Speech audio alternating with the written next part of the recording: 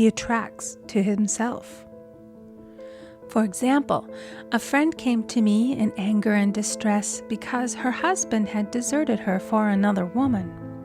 She condemned the other woman and said continually, she knew he was a married man. She had no right to accept his attentions.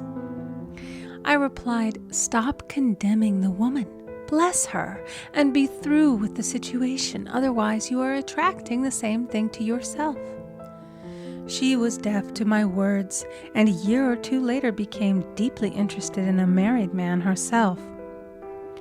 Man picks up a live wire whenever he criticizes or condemns and may expect a shock. Indecision is a stumbling block in many a pathway. In order to overcome it, make the statement repeatedly, I am always under direct inspiration. I make right decisions quickly. These words impress the subconscious, and soon one finds himself awake and alert, making his right moves without hesitation. I have found it destructive to look to the psychic plane for guidance, as it is the plane of many minds and not the one mind. As man opens his mind to subjectivity, he becomes a target for destructive forces. The psychic plane is the result of man's mortal thought and is on the plane of opposites. He may receive either good or bad messages. The science of numbers and the reading of horoscopes keep man down the mental or mortal plane, for they deal only with the karmic path.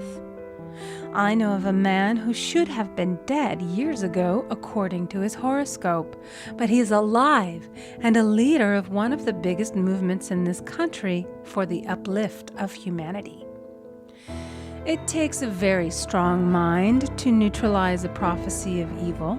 The student should declare, every false prophecy shall come to naught.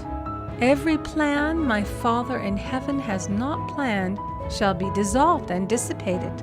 The divine idea now comes to pass. However, if any good message has ever been given one of coming happiness or wealth, harbor and expect it, and it will manifest sooner or later through the law of expectancy. Man's will should be used to back the universal will. I will that the will of God be done. It is God's will to give every man every righteous desire of his heart, and man's will should be used to hold the perfect vision without wavering. The prodigal son said, I will arise and go to my father. It is indeed often an effort of the will to leave the husks and swine of mortal thinking. It is so much easier for the average person to have fear than faith. So faith is an effort of the will. As man becomes spiritually awakened, he recognizes that any external inharmony is the correspondence of mental inharmony. If he stumbles or falls, he may know he is stumbling or falling in consciousness. One day, a student was walking along the street, condemning someone in her thoughts.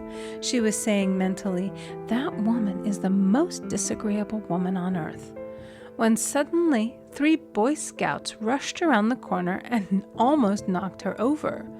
She did not condemn the Boy Scouts, but immediately called on the law of forgiveness and saluted the divinity